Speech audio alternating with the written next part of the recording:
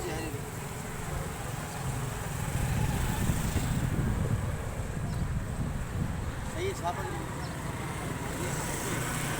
है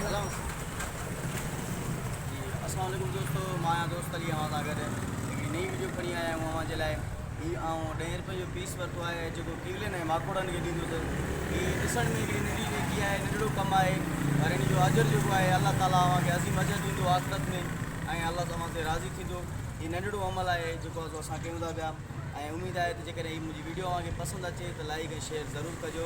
ऐं उन खां अलावा मां अव्हांखे आख़िर में हिकिड़ो पैगाम ॾींदुसि त गर्मी जी मौसम आहे, गर्मी जी त शिदत हाणे वधंदी थी वञे, पंहिंजी छतनि ते पाणी रखो। ऐं उन खां अलावा जेके अव्हांजे घर में बचियल मानी आहे, बचियल चांवरनि जा टुकड़ा आहिनि, उहे पंहिंजे छतनि ते रखो। उन में जेको आहे सो गर्मी में पखी पाणी पीअनि, जीअं अव्हांखे बि सवाबु थिए।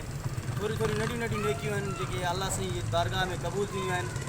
अस्सलाम वालेकुम, ज़रूरु जेको आहे सो इहे कंदा रहो। ऐं हीअ नंढे वॾो अमल न आहे, 10 रुपए जो पीस आहे जेको मां कीवलनि ऐं माकोड़नि खे ॾेई रहियो आहियां। इंशाअल्लाह मुंहिंजी वीडियो ज़रूरु पसंदि कंदो ऐं लाइक कंदो।